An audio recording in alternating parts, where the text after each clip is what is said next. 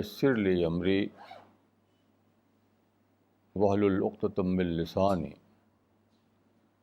یفقہوا قولی.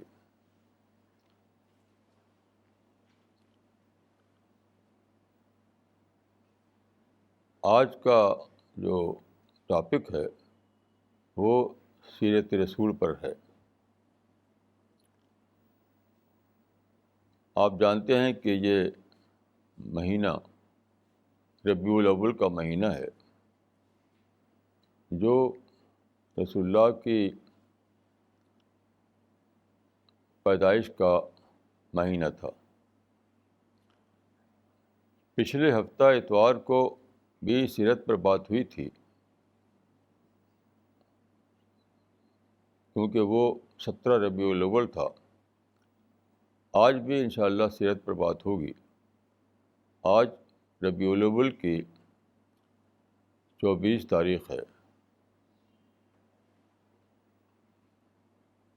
پچھلے ہفتہ میں نے مکی دور جو کہا جاتا ہے اس کے بارے میں کچھ کہا تھا.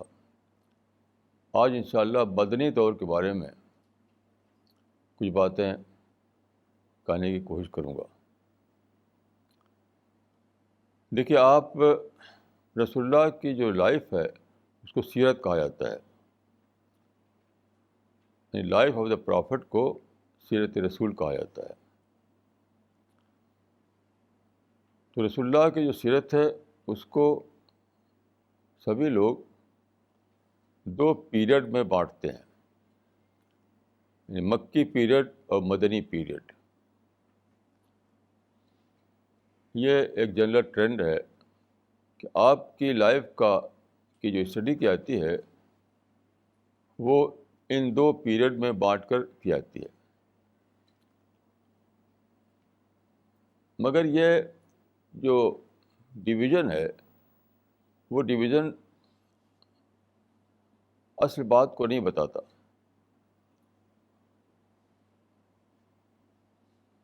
یعنی اس مشن کا جو آسپیکٹ ہے اس کو نہیں بتاتا یہ ڈویژن. تو اصل چیز مشن ہے، نہ کہ آپ نے کہاں کام کیا. آپ جانتے ہیں کہ رسول اللہ کی پیغمبر کی حیثیت سے جو آپ کی عمر تھی وہ 23 سال تھی. اس 23 سال میں آپ 13 سال مکہ میں رہے، 10 سال مدینہ میں رہے. تو یہ رہنے کے اعتبار سے یہ پیریڈ بنتا ہے، آپ کے مشن کے اعتبار سے نہیں.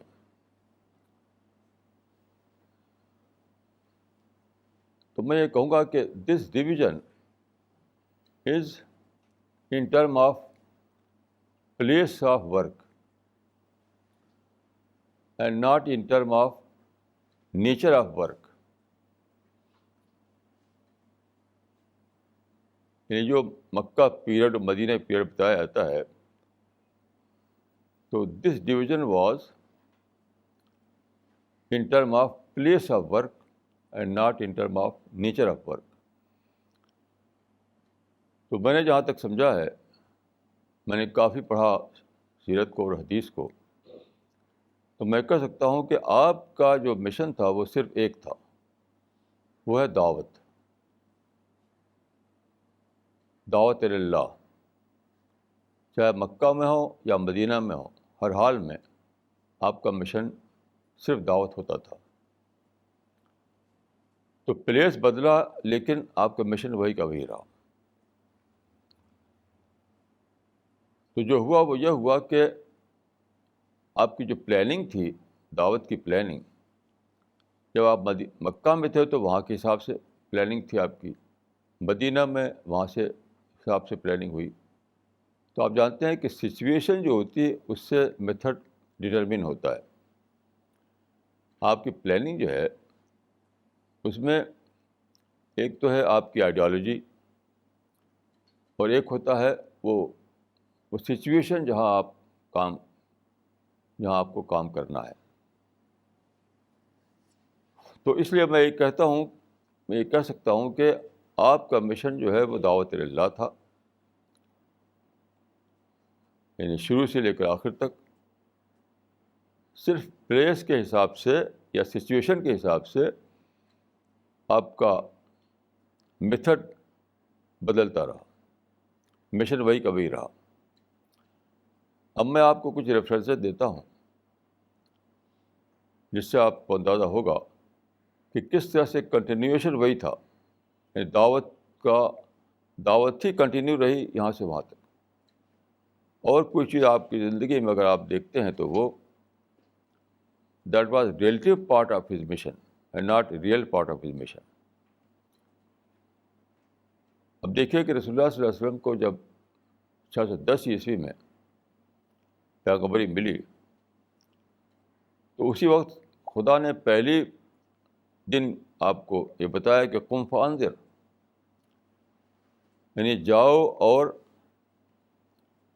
لوگوں کو وارننگ دے دو، وارننگ اینڈ گڈ ٹائڈنگ، یعنی زندگی کے بارے میں بتاؤ کہ زندگی کیا ہے۔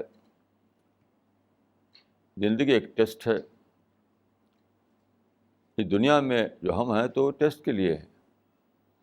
اس ٹیسٹ پہ ہمیں موت کے بعد یعنی پوسٹ ڈیتھ پیریڈ میں یا تو ہیل میں جانا ہے یا پیراڈائز میں جانا ہے۔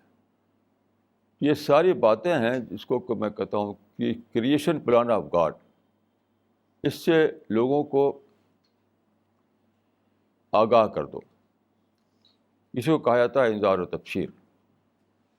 تو آپ دیکھیے کہ پیغمبر ہوتے ہی آپ کو یہ مشن دیا گیا، یعنی ورڈ بدل کر آپ کہیں تو یہ کہیں کہ مشن آپ کا یہ تھا کہ آپ کریشن پلان آف گاڈ جو ہے اس سے لوگوں کو باخبر کر دیں۔ اس کے بعد کیا ہوا، یہ تو میں نے آپ کو قرآن کی آیت سنائی۔ اس کے بعد رسول اللہ صلی اللہ علیہ وسلم مکہ میں جہاں دیکھتے کہ وہاں لوگ جہاں اسمبل ہوتے تھے لوگ، جیسے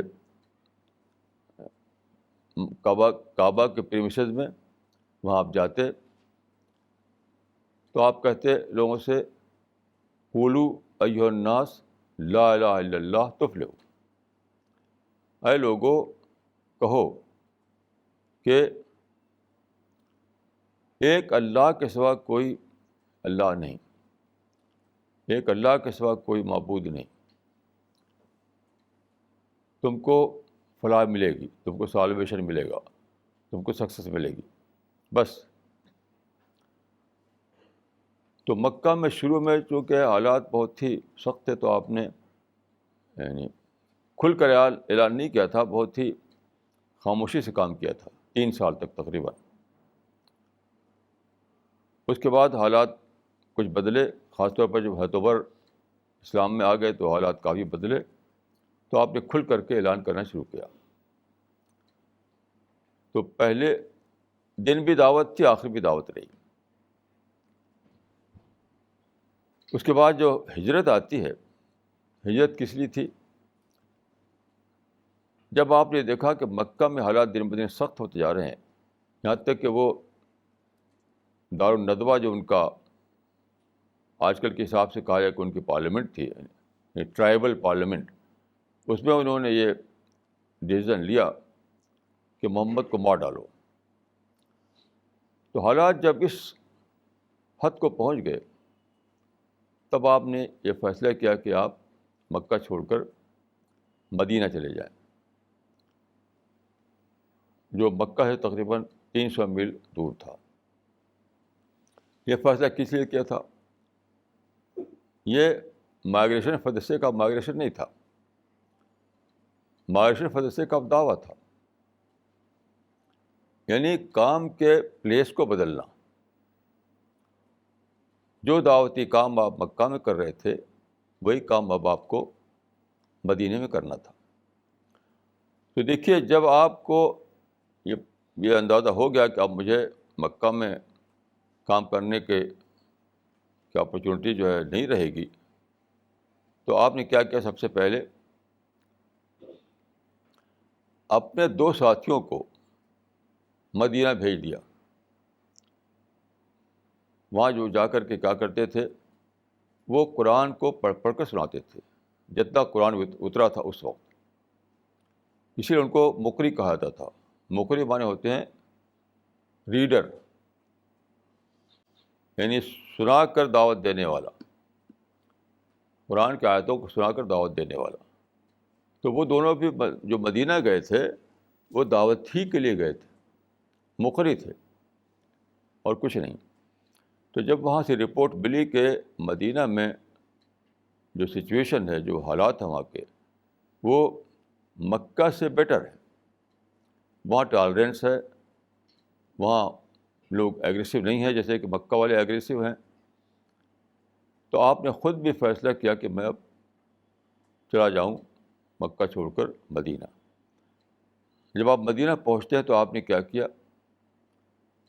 پہلا جو خطاب آپ نے کیا، جو سیرت کی کتاب میں لکھا ہوا ہے، اول خطبۃ خطبہا رسول اللہ فی المدینہ، یعنی مدینہ میں آپ کا پہلا سرمن، پہلا ایڈریس، پہلا خطاب.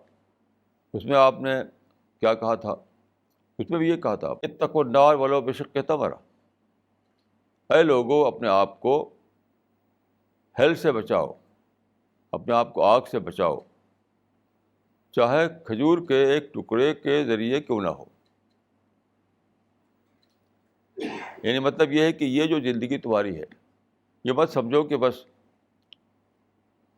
کھانا پینا ہے، عیش کرنا ہے، فیملی سنبھالنا ہے، گھر بنانا ہے. یہ نہیں ہے مقصد زندگی کا. مقصد تو یہ ہے کہ ایسی زندگی گزاری جائے کہ پوسٹ ڈیتھ پیریڈ میں تم کو خدا کی پکڑ سے تو بچ جاؤ. کیونکہ یہاں جو زندگی ہے یہ ٹیسٹ پیریڈ ہے. تو اگر تم نے یہاں اپنی آزادی کو مس یوز کیا تو اگلے جو جو جو جو ایٹرنیٹی سامنے آنے والی ہے، جو لمبا پیریڈ زندگی کا آنے والا ہے، تو وہاں تم پکڑے جاؤ گے، تم کو ہیل کا سامنا کرنا پڑے گا. اس لیے تم اپنے آپ کو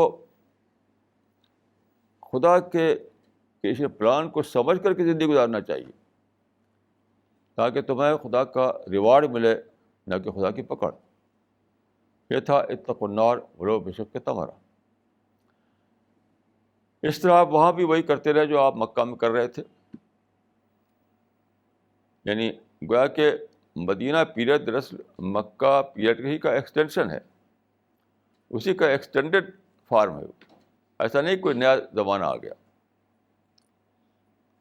مکہ پیریڈ جو دعویٰ پیریڈ تھا اسی کا ایکسٹینڈیڈ فارم تھا مدینہ پیریڈ. وہاں بھی دعوت، وہاں بھی دعوت. اب کیا ہوتا ہے کہ مکہ کے لوگ جو قریش کہے جاتے ہیں، جو وہاں پر ان کا دبدبہ تھا، ان کے ہاتھ میں پاور تھا، تو انہوں نے وہ ایگریسو ہو گئے آپ کے خلاف. انہوں نے بار بار اٹیک کرنا چاہا. یعنی مکہ سے آتے تھے وہ مدینہ اٹیک کرنے کے لیے. کئی بار ایسا کیا انہوں نے. اب آپ جانتے ہیں کہ اگر لڑائی چھڑ جائے تو کیا ہوگا؟ تو سب سے بڑی جو کیجویلٹی ہوگی وہ دعوت ہوگی. انسان تو سیکنڈری چیز ہے. تو سب سے بڑی جو کیجویلٹی ہوگی وہ دعوت ہوگی. آپ نے چاہا کہ ان کے ایگریشن کو اوائڈ کر کے کسی طریقے سے دعوت کا جو پروسیس ہے وہ چلاتے رہیں. دعوت کا پروسیس جو ہے وہ بریک نہ ہونے پائے. تو انہوں نے تو بار بار اٹیک کر کے آپ کو لڑائی میں الجھانا چاہا. لیکن جو آپ کی جو اسٹریٹجی تھی اوائڈ کرنے کی، اس اسٹریٹجی کی وجہ سے ایسا ہوا کہ صرف 3 بار ٹکراؤ ہوا، جس کو کہا جاتا ہے بدر، احد اور حنین. صرف 3 بار. اچھا، تینوں بار کیا ہوا؟ آدھے دن کی لڑائی ہوئی. دوپہر کو شروع ہوئی، شام کو ختم ہو گئی. اب دیکھیے کہ لڑائی کی جو ہسٹری ہے، بہت سی کتابیں چھپی ہیں ہسٹری آف وار پر، ہسٹری آف وار پر جو لڑائیاں ہوئی دنیا میں، اس پر بک چھپی ہیں باقاعدہ، ہسٹری آف وار. اور کہا جاتا ہے کہ 10,000 لڑائیاں ہوئیں، یعنی بڑی بڑی لڑائیاں، چھوٹی لڑائیاں تو اور زیادہ. تو کوئی بھی لڑائی ایسی نہیں ہے جو صرف آدھے دن ہوئی ہو، کوئی بھی لڑائی نہیں ایسی ہے. اس لیے میں کہوں گا کہ یہ جو 3 آدھے دن کی لڑائیاں تھیں، یہ اس پر اسکرمشز کہنا صحیح ہوگا، وار نہیں. یعنی all these 3 wars were skirmishes rather than war. کیونکہ مجھے آپ بتائیے کہ دنیا میں کون سی لڑائی ایسی ہوئی ہے جو آدھے دن چلی ہو؟ چلتی رہتی ہے، چلتی رہتی ہے، چلتی رہتی ہے. یعنی مہینوں اور سالوں، بلکہ 200 سال تک چلتی رہی ایسی لڑائیاں دنیا میں ہوئی ہیں. خود عرب میں یہ حال تھا کہ حال ہی نے لکھا ہے کہ وہ بکرا اور تغلب کی باہم لڑائی صدی جس میں آدھی انہوں نے گوائی. یعنی 2 ٹرائب کے بیچ میں لڑائی چھڑی، وہ 100 سال تک جاری رہی عرب میں. وہ بکرا اور تغلب کی باہم لڑائی صدی جس میں آدھی انہوں نے گوائی. تو رسول اللہ کے اپنا جو کنٹری تھا عرب، یا عرب کے باہر جو دنیا تھی، لڑائیاں ہوتی تھی، چلتی رہتی تھی. آپ نے ایک لڑائی کو آدھے دن میں ختم کر دیا، کیونکہ آپ ہمیشہ اوائڈ کرتے تھے. اوائڈ کی ایک پوری کتاب لکھی جائے تو اوائڈنس جو تھا آپ کا پرنسپل آف اوائڈنس، اس پر ایک پوری کتاب آپ لکھ سکتے ہیں. تو اس لیے میں کہوں گا کہ یہ جو لڑائیاں تھیں 3، یہ اسکرمشز تھی، یہ وار نہیں تھی. کیوں آپ نے ایسا کیا؟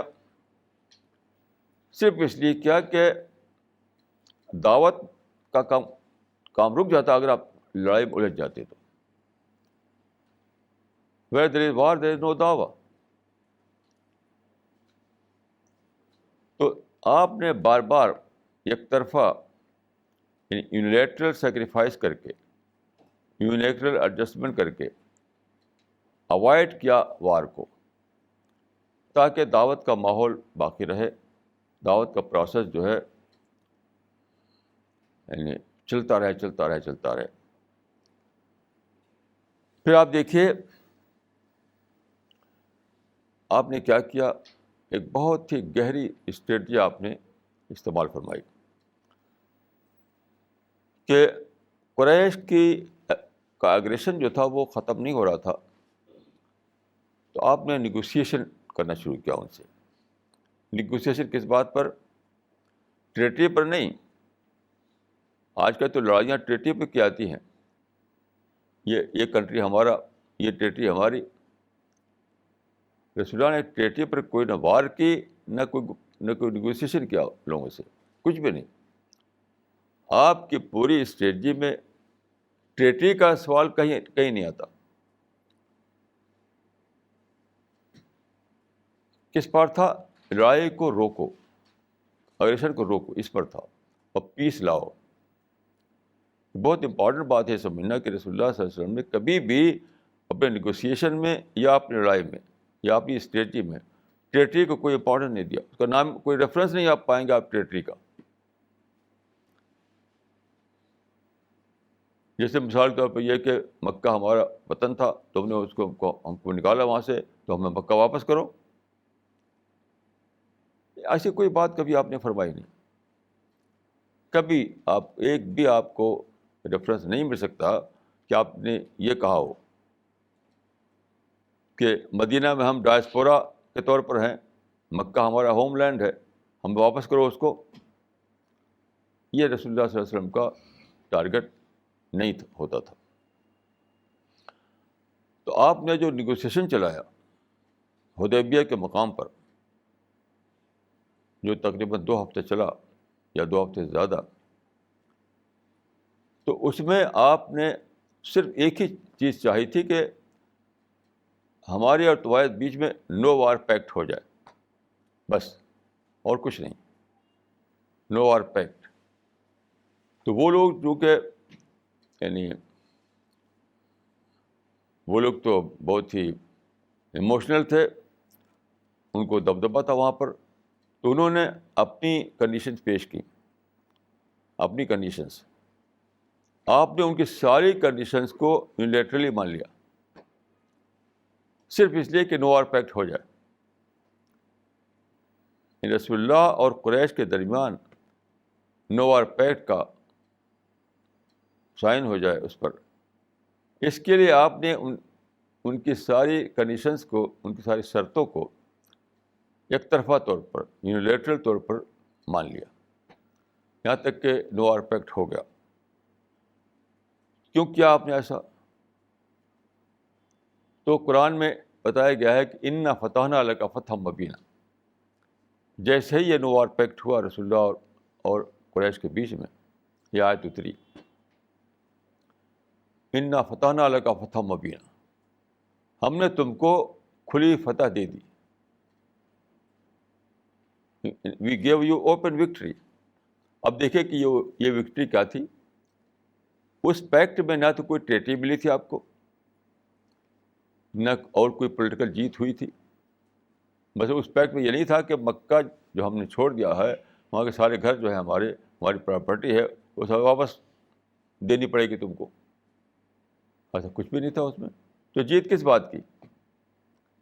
آپ سوچئے کہ حدیبیہ ٹریٹی جو ہوا تھا، حدیبیہ جو ایگریمنٹ جو ہوا تھا، اس کے جسٹ بعد یہ آیت اترتی ہے انا فتحنا لک فتحا مبینا، کہ حدیبیہ ٹریٹی تمہارے لیے کھلی فتح ہے.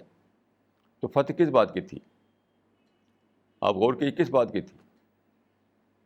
کیا مکہ کے سارے پراپرٹی، سارے لینڈ دے دیا گیا تھا آپ کو واپس جو کہ چھوڑ کر آئے تھے آپ؟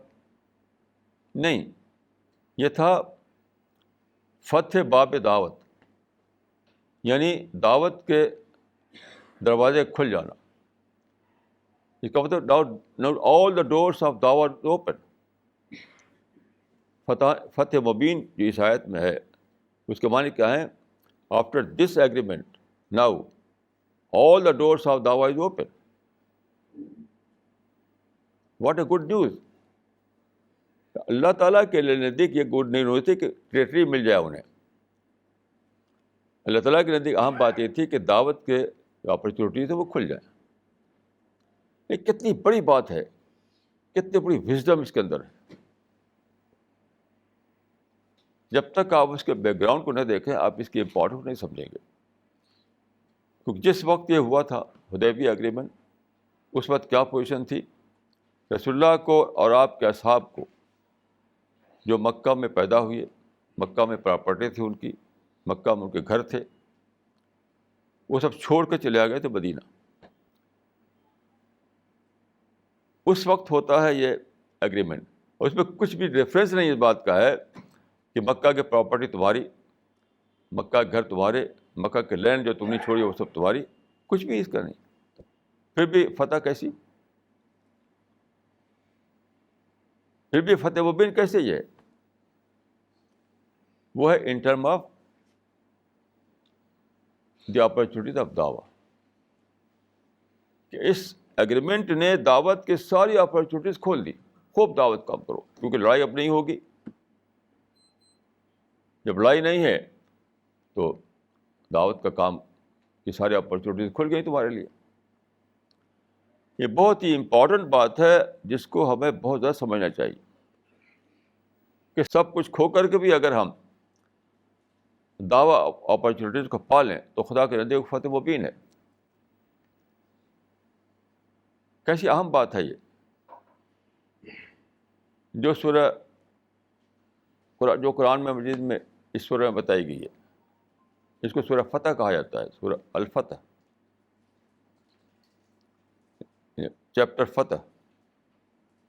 یعنی اس کے بیک گراؤنڈ کو لے کر کے جب آپ سمجھیں اس آیت کو، اس قرآنک ورس کو، تو مطلب کیا بنتا ہے کہ سب کچھ تم نے کھو دیا، گھر کھویا، پراپرٹی کھوئی، لینڈ کھویا، پولیٹیکل پاور تم کو نہیں ملا، کچھ بھی نہیں ملا. حتیٰ کہ کعبہ بتوں سے خالی نہیں ہو. اس وقت تک کعبہ بت رکھے ہوئے تھے. جس وقت حدیبیہ ایگریمنٹ ہوا اس وقت کعبہ بت ابھی تک موجود ہوتے تھے. تو سب کچھ کھو کر کیا مل گیا ہے؟ دعوت کے کھلے مواقع، اوپن اپرچونیٹیز فار دعوی ورک. یہ فتح مبین ہے، یہ اوپن وکٹری ہے. یہ کتنا ریولوشنری آئیڈیا ہے یہ کہ خدا کی نظر میں سب کچھ کھو جائے جب بھی کوئی حرج نہیں ہے اگر دعوت کے راستے کھل جائیں ہمارے لیے. جنگوں میں کتنے لوگ مارے گئے تھے صحابہ رسول. In term of land, in term of یعنی in term of sacrifice, in term of property, سب کچھ کھویا گیا تھا، سب کچھ کھویا گیا تھا. لیکن ان ٹرم آف دعویٰ سب راستے کھل گئے. اس کو اللہ تعالیٰ نے فتح مبین کہا. اس طرح آپ دیکھیے کہ ہر موقع پر رسول اللہ صلی اللہ علیہ وسلم کا ایک ہی کنسرن ہوتا تھا، اور وہ تھا دعویٰ اپرچونیٹیز، وہ تھا دعویٰ اپرچونیٹیز. اب آپ غور کیجیے کہ اس کے بعد کیا ہوا کہ آنا جانا کھل گیا. یعنی جب لڑائی کا ماحول ہوتا تھا تو آنا جانا بند ہو گیا تھا. یعنی دائی و مدعو کے درمیان انٹریکشن ختم ہو گیا تھا.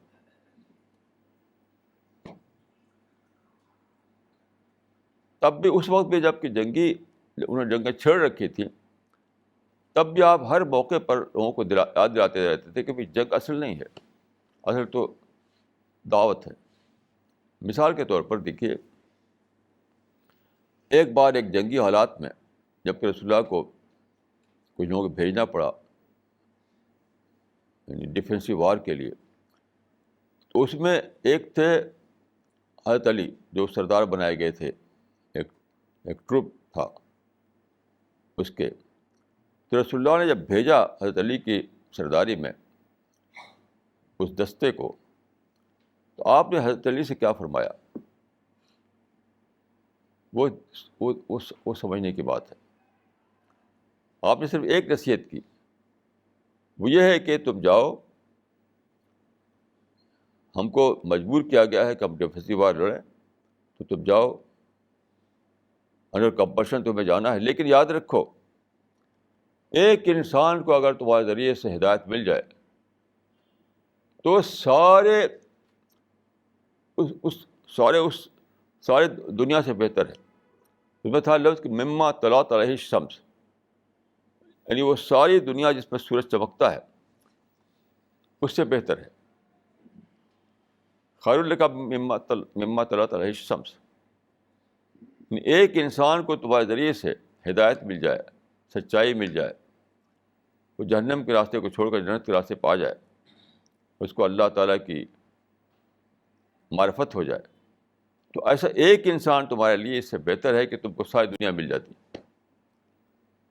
اس وقت بھی آپ ان کو یہ سمجھاتے تھے. یہ مت سمجھو کہ لڑائی کی جیت ہار کوئی چیز ہے، اصل چیز ہے لوگوں کو ہدایت کے راستے پر لانا. اس طرح سے آپ لوگوں کو ٹرین کرتے رہے، ہر موقع پر آپ لوگوں کو یہ بتاتے رہے اصل چیز نہ تو ٹریٹری ہے، نہ تو پراپرٹی ہے، نہ جیت ہے، نہ پولیٹیکل پاور ہے، کچھ بھی نہیں. یہ سب چیزیں سب سیکنڈری ہے. اصل چیز ہے لوگوں کو ہدایت کے راستے پر لانا. تو اس وقت بھی آپ نے یہ بات کہی.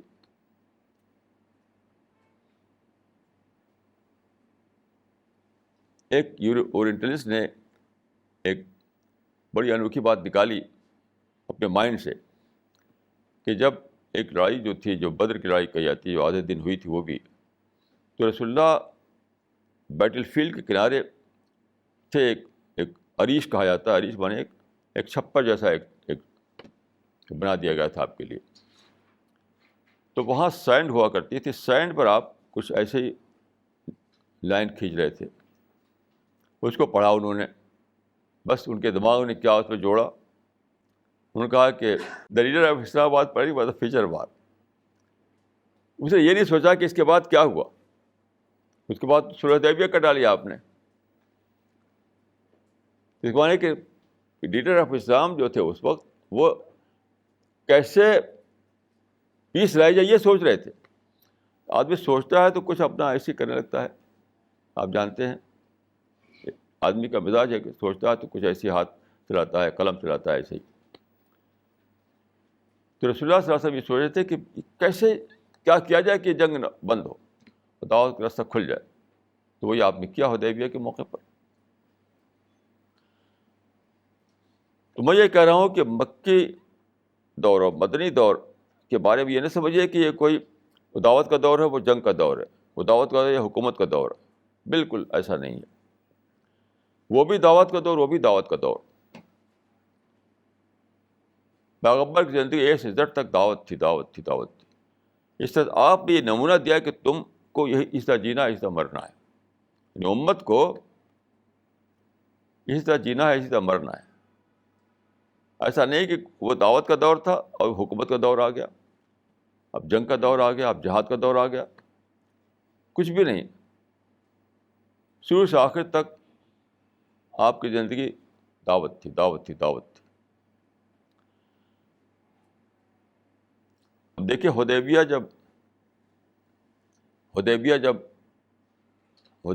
ایگریمنٹ جب ہو جاتا ہے اور آپ کو موقع مل جاتا ہے دعوت کو آرگنائز کرنے کا،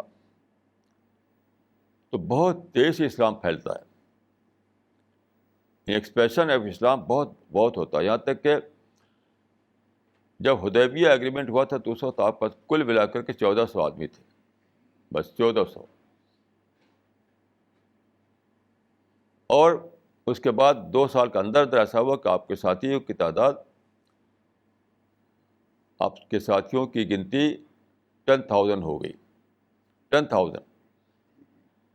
اچھا اب آپ کو یہ یعنی عام جو مزاج ہوتا ہے، سوچ جو ہوتی ہے لوگوں کی، تو سوچتے کہ اب موقع ہے ریونج لینے کا، انتقام لینے کا. اب مکہ پر اٹیک کرو اور خوب وہاں پر بلڈ شیڈ کرو، خوب مارو کاٹو سب کو. ہم 10,000 اب ہیں. آپ نے ایسا نہیں کیا. آپ نے ایک بہت ہی خاموش مارچ کیا مکہ کا، بہت ہی خاموش مارچ.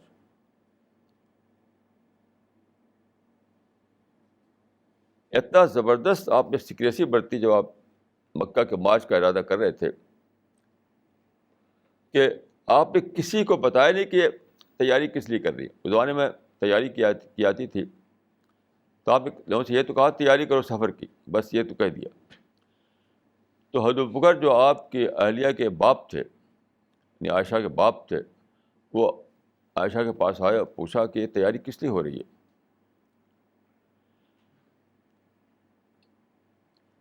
تو عائشہ نے کہا واللہ لا ادری، مجھے بھی نہیں معلوم. اتنی سیکریسی کیا آپ نے مکہ کی طرف جو مارچ کیا تھا آپ نے اس کے لیے. کیوں؟ ایک بھی خون نہ بہے، ایک بھی خون نہ بہے. تو یہی ہوا کہ وہاں پر جب آپ قریب پہنچے تو آپ نے رات میں ایک جگہ پڑاؤ ڈال دیا. یعنی دن میں نہیں داخل ہوئے مکہ میں، رات میں پڑاؤ ڈال دیا اور بالکل صبح سویرے داخل ہوئے مکہ میں. اچانک وہاں پہ داخل ہو گئے. تو ایسا اچانک جو داخلہ تھا 10,000 آدمیوں کا، تو مکہ والوں نے محسوس کیا کہ اب تو ہم ان سے لڑیں کیسے، لڑنے کی طاقت تھی ہم کو. تو سردار جو تھے، سردار نے اناؤنس کر دیا کہ اے لوگوں، آج ہمارے اندر محمد سے لڑنے کی طاقت نہیں ہے، سب اپنے گھروں میں چلے جاؤ. سردار جو مکہ تھا اس نے اعلان کیا.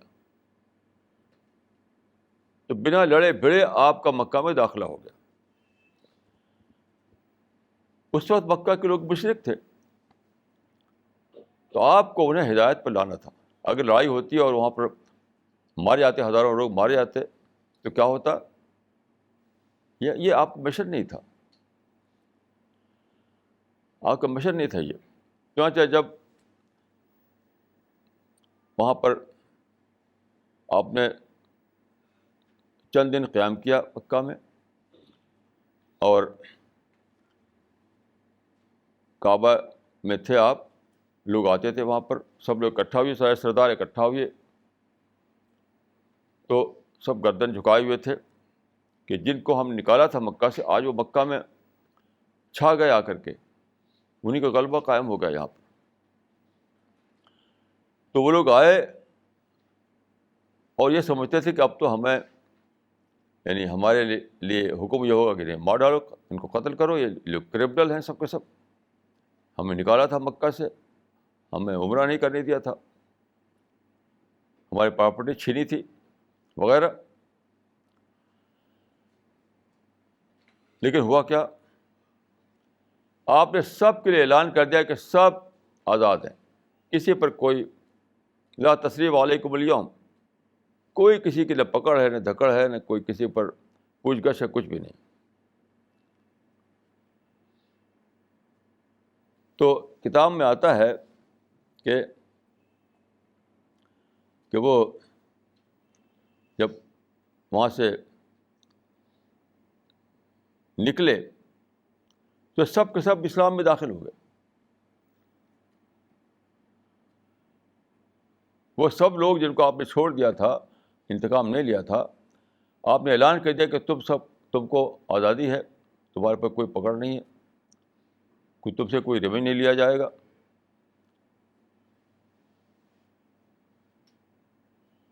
تو آتا ہے کہ اس طرح نکلے جیسے قبروں سے نکلے ہوں.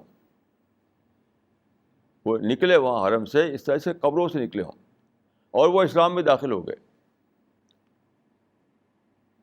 تو میں نے اس میں سوچا، یہ جو ہے کہ کیسے ایسا ہوا کہ وہ اس طرح نکلے جیسے قبروں سے پھر سے نکل پڑے ہوں اور اسلام میں داخل ہو گئے. تو دیکھیے، یہ رسول اللہ نے اتنا بڑا ان کے اوپر، اتنا بڑا ان کے ساتھ سلوک کیا تھا، یہ اتنی بڑی ان کے لیے بات تھی کہ وہ افورڈ نہیں کر سکتے تھے سرکشی کو، افورڈ نہیں کر سکتے تھے کہ پھر بھی وہ رسول اللہ کے خلاف بنے رہیں، پھر وہ اسلام سے دور بھاگیں. تو چونکہ وہ افورڈ نہیں کر سکتے تھے سرکشی کو، اس لیے وہ اسلام میں داخل ہو گئے. چنانچہ سارا مکہ جو ہے وہ اسلام میں داخل ہو گیا، نہ کوئی تلوار چلی وہاں، نہ کوئی خون بہا وہاں، کچھ بھی نہیں، کچھ بھی نہیں، کچھ بھی نہیں. اس کے بعد دیکھیے، جب آپ کا مکہ میں دبدبہ قائم ہو گیا اور آپ لوٹے مدینہ، تو آپ نے ریونج کی پالیسی نہیں چلائی کہ آپ سے پکڑو سب کو، جو یہ ہے سب کو پکڑ پڑ لاؤ، اس کو قتل کرو. اس کے بعد آپ نے یہ کیا کہ تمام جو ٹرائب تھے، جو کنٹری میں پھیلے ہوئے تھے، عرب میں جو پھیلے ہوئے تھے ٹرائبس، کیونکہ ٹرائبل ایج میں آپ جانتے ہیں کہ جگہ جگہ بستیاں ان کی ہوا کرتی تھیں، تو سب کے ہاں آپ نے وہ بھیجا، یعنی اپنا میسج لے کر گئے لوگ، توحید کیا ہے، اسلام کیا ہے، رسول اللہ کا پیغام کیا ہے، اس کو بتانے کے لیے. اب جو قائم ہوا پیس، اس پیس کو استعمال کیا آپ نے دعوت کے لیے. چنانچہ قبیلوں سے وہ آنے لگے، وفد آنے لگے، اس کو کہا جاتا ہے عام الوفود کہا جاتا ہے، وفد کا سال، وفد بعد ڈپوٹیشن. ہر ٹرائب نے اپنا ڈپوٹیشن بھیجنا شروع کیا مدینہ ایگریمنٹ کرنے کے لیے. سب سے آپ نے ایگریمنٹ کر لیا تاکہ ٹرائب سے لڑائی نہ ہو. ٹرائبل ایج میں یہی ہوتا تھا کہ لڑائی لڑائی لڑائی لڑائی. تو ٹرائبس نے جس طرح سے چاہا اس طرح سے ایگریمنٹ کر لیا کہ تم سے ہماری کوئی چھیڑ چھاڑ نہیں ہوگی، کوئی لڑائی نہیں ہوگی. اور یہاں تک آپ نے نرمی برتی اتنی زیادہ کہ وہاں ایک قبیلہ تھا، اس کا نام تھا ثقیف. وہ رہتے تھے طائف میں. یعنی عرب کی ایک ہی شہر تھا جو آج کے زمانے میں کہیں گے والڈ سٹی تھا. والڈ یعنی چاروں طرف اس کی دیوار. ایک ہی شہر ایسا تھا جس کو آپ والڈ سٹی کہہ سکتے ہیں. تو وہ لوگ بہت زیادہ یعنی طاقت والے تھے, بہت سرکش تھے وہ. تو ان کا جو وفد آیا مدینہ, ان کا جو ڈپوٹیشن آیا مدینہ, تو انہوں نے انوکھی شرطیں لگائیں, انوکھی کنڈیشن لگائیں. مثلا انہوں نے کہا کہ ہم اسلام میں داخل ہو جائیں گے لیکن ہم نماز نہیں پڑھیں گے. ہم اسلام میں داخل ہو جائیں گے لیکن ہم یہ نہیں کریں گے, وہ نہیں کریں گے. تو آپ نے ان کی ہر شرط کو مانتے ہوئے ان سے ایگریمنٹ کر لیا. ہم شراب نہیں چھوڑیں گے, یہ شرط لگائی تھی انہوں نے کہ ہم شراب نہیں چھوڑیں گے, ہم اسلام میں داخل ہو جائیں گے. تو ایک صاحب نے کہا کہ رسول اللہ سے کہا کہ آپ ایسی کنڈیشن ان کی ہے اور پھر بھی آپ ان کو اسلام میں داخل کر رہے ہیں. تو آپ نے فرمایا اس سوچ کو ذرا سوچیے کہ what was the prophetic vision, کہ دھیرے دھیرے سب کچھ ہو جائے گا, ان کو داخل تو ہونے دو, دھیرے سب کچھ ہو جائے گا. چنانچہ ہسٹری بتاتی ہے کہ بعد کو وہ نمازی پڑھنے لگے اور شراب بھی چھوڑ دی, انہوں نے سب کچھ ہو گیا بہت تھوڑے دنوں میں. یعنی آپ اسی کو حدیث میں کہا گیا ہے کہ ان اللہ یؤتی الرفق ما لا یؤتی العنف, یعنی خدا جو ہے سختی پر وہ چیز نہیں دیتا جو نرمی پر دیتا ہے. خدا سختی پر وہ چیز نہیں دیتا جو نرمی پہ دیتا ہے. آپ نے نرمی برتی تو سب کچھ ہوتا چلا گیا, ہوتا چلا گیا, ہوتا چلا گیا. یعنی انہوں نے یہ شرط پر اسلام میں داخل ہوئے تھے کہ ہم نماز نہیں پڑھیں گے, ہم شراب نہیں چھوڑیں گے. اور تھوڑے دنوں کے بعد کیا ہوا, شراب بھی چھوڑ دیا اور نماز پڑھنے لگے, اور سارا عرب اسلامائز ہو گیا, بغیر لڑائی کے, بغیر سختی کے, بغیر کڑی کنڈیشن کے. یہ کیسے ہوا؟ پیس, اس بار میرے خلاف پیس. پیس سے کیا ہوتا ہے؟ پیس سے اپرچونیٹیز کھلتی ہیں, دعویٰ اپرچونیٹیز.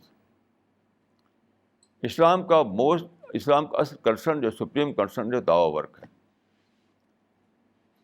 اسلام کا اصل طاقت دعویٰ ورک ہے.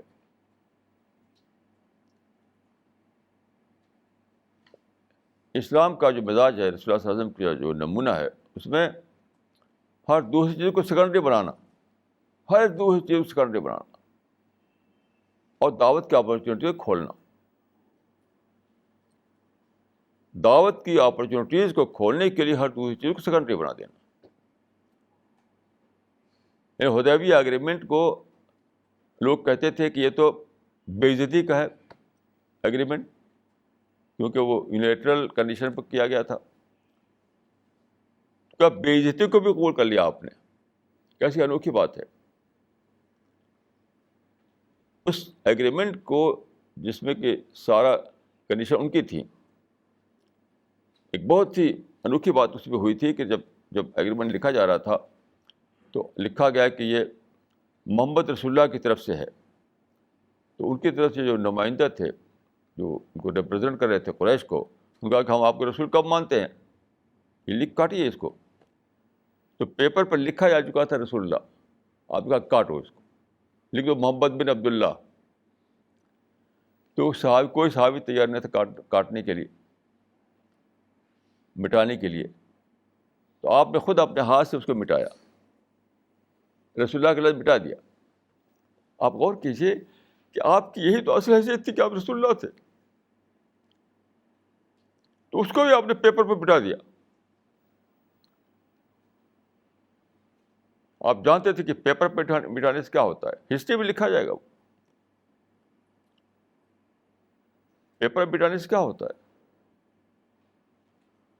تو یہاں تک گئے رسول اللہ کہ اپنا رسول اللہ کا ورڈ مٹایا. ایسے ایگریمنٹ پر تیار ہوئے جو لوگوں کو نظر آتا تھا کہ یہ تو بے عزتی کا ایگریمنٹ ہے. کوئی بھی اس میں آپ کو چیز بھی نہیں ملی ان term of territory, in term of power, کچھ بھی نہیں ملا. ملا کیا؟ صرف اپرچونیٹی دعوت ورک کے لیے بس. تو سول کنسرن جو اسلام کا ہے، رسول اللہ کا ہے، وہ کیا ہے؟ دعوت ورک. ہر دوسری چیز جو ہے سیکنڈری ہے، ہر دوسری چیز سیکنڈری. ملتے تو ملے، نہیں ملتے تو نہیں ملے. سیکنڈری کا مطلب کیا ہوتا ہے؟ ملتے تو ملے، نہیں ملتے تو نہ ملے، ہم تو دعوت ورک کریں گے. تو مدنی دور کو لوگ سمجھتے ہیں کہ وہ جہاد کا زمانہ ہو، پولیٹیکل پاور کا زمانہ. یہ بالکل بیس لیس باتیں ہیں. مدنی دور نام ہے دعوت ورک کا ایکسٹینشن. وہ دعوت کام جو ہو رہا تھا مکے میں، وہی وہاں جا رہے ہیں مدینے میں، نئی اسٹریٹجی کے ساتھ، نئے میتھڈ کے ساتھ، نئی پلاننگ کے ساتھ. پھر آپ دیکھیے کہ مدنی دور کے آخری زمانے میں، ان رسول اللہ کی وفات سے قریب 2 مہینہ پہلے حجۃ الوداع ہوتا ہے. رسول اللہ اور صحابہ سب مدینہ سے گئے مکہ، حج کیا وہاں پر. کہا تھا کل 1,24,000 آدمی تھے اس وقت تقریباً، یا 1,40,000. یعنی گنتی کے بارے میں اختلاف ہے کتابوں میں. کوئی 1,40,000 مانتے ہیں، کوئی 1,24,000، مختلف گنتیاں ہیں. بڑا موٹا حساب سمجھ لیے کہ 1,00,000 سے زیادہ، مور دین 100,000 پیپل. تو وہاں پر آپ دیکھیے وہاں پہ کیا ہوا. وہاں پر مکہ میں لوگوں نے چاہا کہ ان کی جو پراپرٹی تھی انہیں واپس کی جائے. جو چھوڑ کر گئے تھے، وہ جو لینڈ چھوڑ گئے تھے اس کو واپس کیا جائے. آپ نے کسی کو اجازت نہیں دی کہ وہ پراپرٹی کا چیپٹر کھولے یہاں پر، اور جو لینڈ چھینی گئی تھی اس کو واپس حاصل کرنے کی کوشش کرے. حج کرو واپس جاؤ مدینہ، حج کرو مدینہ واپس جاؤ. جو ہوا وہ ہوا. آپ نے ایک ہی نشانت لوگوں کو دیا، ایک ہی ٹارگیٹ. یہ سب ٹارگیٹ نہیں کہ ٹریٹی واپس کرو، کچھ نہیں. ٹریٹی واپس کرو، ہمارا گھر واپس کرو، ہماری پراپرٹی واپس کرو. یہ نہیں آپ نے وہاں چیپٹر کھولے. ایک ہی لوگوں کو ٹارگیٹ دیا، کیونکہ دیکھیے ہر دوسری چیز جو ہے سورس آف ڈسٹریکشن بن جاتی ہے. اگر آپ چاہتے ہیں دعوت ورک کرنا تو ہر دوسری چیز کو آپ کو چھوڑنا پڑے گا، نہیں تو کیا ہوگا؟ آپ ڈسٹریکٹ ہوتے رہیں گے. Every thing other is source of distraction. یہ امپاسبل ہے کہ دعوت ورک کو بھی آپ سپریم کنسرن بنائیں اور ساتھ ساتھ اس میں الجھے رہیں آپ. یہ ہو نہیں سکتا ہے، یہ نہیں ہو سکتا ہے. تو آپ نے کہیں الجھنے نہیں دیا لوگوں کو، ایک ہی ٹارگیٹ دیا. آپ نے حجۃ الوداع کا جو خطبہ تھا اس میں آپ فرمایا تھا ان اللہ بعثنی کافۃ للناس فعدوا عنی. یہ تھا ٹارگیٹ، یہ تھا نشانہ، یہ تھا گول، کہ خدا نے مجھ کو ساری دنیا کے لیے پیغمبر بنا کر بھیجا ہے، تو تم لوگ میری طرف سے ساری دنیا میں پہنچا دو. مطلب رسول اللہ صلی اللہ علیہ وسلم تو 25 سال، وہ 23 سال تک آپ نے پیغمبری کی، 23 سال میں آپ نے عرب میں پھیلایا، لیکن ابھی دنیا باقی تھی. تو اللہ تعالیٰ ایسا نہیں کہ آپ کو 1000 سال کی عمر دے دے اور آپ ہی ہر دنیا میں کام کرتے رہیں. نہیں، آپ کو یعنی نیچرل ڈیتھ ہوئی، جو وقت تھا آپ کا اس وقت آپ کی ڈیتھ ہوئی. اس کے بعد کام امت کے حوالے کر دیا آپ نے، امت کے حوالے کیا آپ نے. یعنی اب تک آپ کو کام کرنا تھا، اب امت کو کام کرنا ہے آخر تک. امت مطلب نسل در نسل کام کرنا ہے، جنریشن آفٹر جنریشن. یعنی صحابہ کو کرنا ہے، تابعین کرنا ہے، تبع تابعین کرنا ہے، پھر کرتے ہی رہنا ہے. اور آج بھی وہی ڈیوٹی ہماری ہے. تو آپ نے یہ دو گول دیا تھا کہ ان اللہ بعثنی کافۃ للناس فعدوا عنی. اللہ نے مجھ کو بھیجا ہے شاید دنیا کے لیے پیغمبر بنا کر، تو تم لوگ میری طرف سے دنیا والوں کو پہنچا دو. تو تم لوگ میری طرف سے ساری دنیا کو پہنچا دو. یہ بات قرآن میں بھی کہی گئی ہے کہ لِیَکُونَ الرَّسُولُ شَهِیدًا عَلَیکُم وَتَکُونُوا شُہَدَاءَ عَلَى النَّاسِ. یہ آیت قرآن میں 2 بار آئی ہے. لِیَکُونَ الرَّسُولُ شَهِیدًا عَلَیکُم وَتَکُونُوا شُہَدَاءَ عَلَى النَّاسِ. یعنی رسول اللہ نے امت تک پہنچا دیا اور امت دنیا کو پہنچائے. اس آیت کا مطلب ہے کہ رسول اللہ کو دین ملا اللہ کی طرف سے، آپ نے پہنچا دیا امت کو. اب امت کو ساری دنیا تک پہنچاتے رہنا ہے کہ امت کو اب رسول کا قائم مقام بننا ہے. یہ مشن ہمارا تھا، یہ مشن ہمارا ہے جو رسول اللہ نے دیا تھا ہم کو. کتاب میں آتا ہے کہ جب آپ نے یہ فرمایا تو جس کا گھوڑا جدھر تھا اسی طرف چل پڑا. وہ گھوڑا یا اونٹ پر سوار تھے وہ لوگ.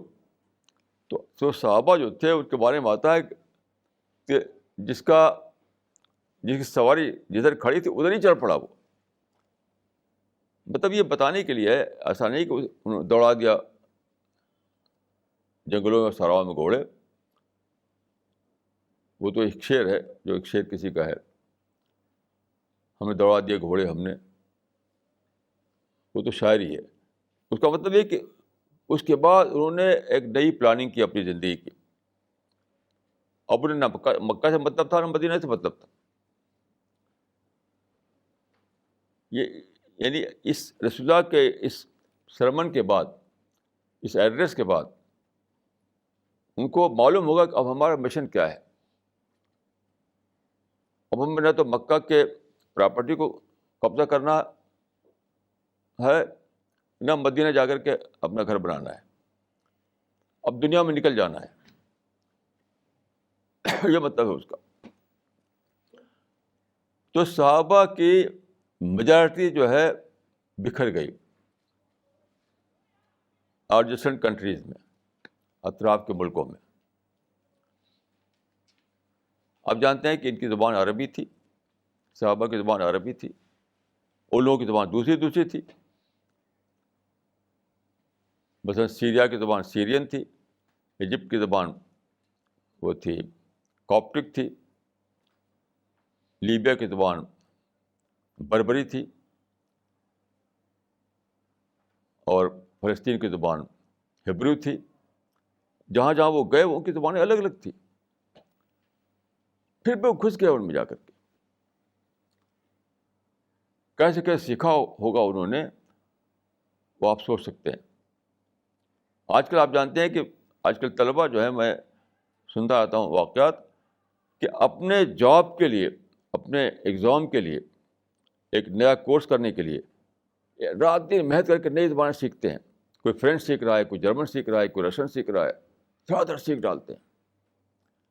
تو میری سمجھ میں آئے کیسے صحابہ نے ان کی زبانیں سیکھی ہوں گی. آج کل میں روزانہ سنتا رہتا ہوں لوگوں کے قصے کہ یہ اسٹوڈنٹ جو ہیں جب دیکھتے ہیں کہ ہمارا یعنی اس میں ہمیں کوئی اسکوپ ہے بڑا، تو رات دن وہ اس میں ہیرو بن جاتے ہیں. ہیرو. کوئی انگریزی سیکھ رہا ہے، کوئی فرینچ سیکھ رہا ہے، کوئی جرمن سیکھ رہا ہے، کوئی رشین سیکھ رہا ہے، کوئی لیٹن سیکھ رہا ہے، کوئی جاپنیز سیکھ رہا ہے، اور ہیرو بن کر سیکھ ڈالتے ہیں اور پھر ترقی کرتے ہیں. یہ جو فنامنا ہے آج کل، اس سے میں نے سمجھا کہ صحابہ نے کیسے ان کی زبانیں سیکھی ہوں گی. اس پورے ایریا کو کیسے انہوں نے اسلامائز کیا ہوگا، جس کو ہم آج کہتے ہیں عرب لینڈ.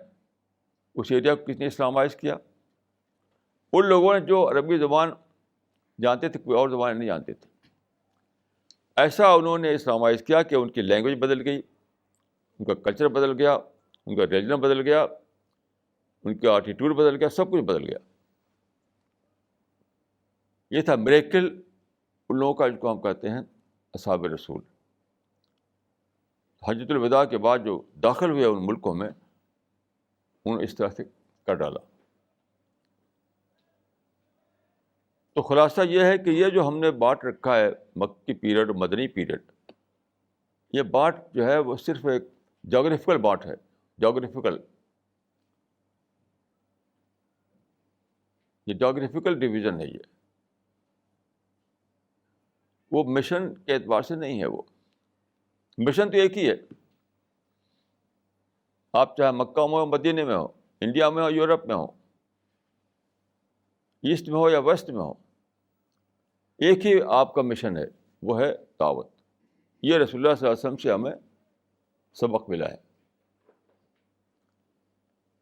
اس کے سوا کوئی اور چیز نہیں ہے جو ہم کو امت محمدی میں شامل کرے. یہ بھی یاد رکھیے. ایک صاحب رات کو میرے پاس آئے 11 بجے رات کو، اور آ کر کے بیٹھ گئے کرسی پر. تو وہ بزنس کرتے تھے، ان کو کوئی دعوت سے کوئی مطلب نہیں تھا، بالکل بزنس مین تھے وہ، میں جانتا تھا ان کو. تو کیا کہتے ہیں وہ، بہت بہت شکر ہے اللہ تعالیٰ کہ ہم کو امت محمدی میں پیدا کیا. ہم کو امت محمدی میں پیدا کیا تو ہماری جنت تو ہماری پکی ہے. ان کی اصل ورڈنگ یاد نہیں ہے مجھے، کئی سال پہلے کی بات ہے. اس کا سینس یہی تھا کہ خدا کا شکر ہے ہم کو خدا نے امت محمدی میں پیدا کیا، اور امت محمدی کے جب ہم ایک ممبر بن گئے، اس کے فرد بن گئے، تو جنت ہماری پکی ہو گئی. دیکھیے، یاد رکھیے، امت محمدی کا فرد ہونے سے جنت نہیں پکی ہوتی ہے، ورک کرنے سے پکی ہوتی ہے. محمد صلی اللہ علیہ وسلم کا جو نمونہ چھوڑا ہے آپ نے، اس نمونے پہ چلنے سے جنت پکی ہوتی ہے. یہ کوئی ایکسیڈنٹ آف برتھ کا معاملہ نہیں ہے، کوئی یہاں پیدا ہو گیا وہاں پیدا ہو گیا. دیر از ایکسیڈنٹ آف برتھ. تو صرف اس لیے کہ ہم پیدا ہو گئے وہاں تو جنت پکی ہو گئی، یہ بالکل امانی ہے، یہ وشفل تھنکنگ ہے. رسول اللہ کے نمونے کو پکڑنا ہوگا، رسول اللہ کے مشن کو پکڑنا ہوگا. اور ایک لفظ میں یہ کہ ہر سچویشن میں، ہر جغرافی میں، ہر جگہ ہمیں دعوت کو اپنا مشن بنانا ہوگا، اسی کو سپریم بنانا ہوگا، اسی کو اور ہر دوسری کو سیکنڈری بنانا ہوگا، جیسا کہ رسول اللہ نے کیا، جیسا کہ آپ کے اصحاب نے کیا. تب جنت پکی ہوگی. یہ بہت بڑی فیلیسی ہے لوگوں میں کہ لوگ سمجھتے ہیں کہ مکی پیریڈ جو تھا وہ پیچھے کا پیریڈ ہے، جب دعوت کا کام ہوتا تھا. مدنی پیریڈ میں ہم ہیں، اب تو جہاد ہے، ٹکراؤ ہے، لڑائی ہے، حکومت قائم کرنا ہے. یہ بہت بڑی فیلیسی ہے، کچھ نہیں. یہ جو مکہ پیریڈ مدنی پیریڈ ہے، یہ تو صرف اتنا اسٹے کیا آپ نے وہاں، اتنا اسٹے کیا آپ نے وہاں، بس. باقی مشن ایک ہے، دعوت مشن، یہاں بھی وہاں بھی.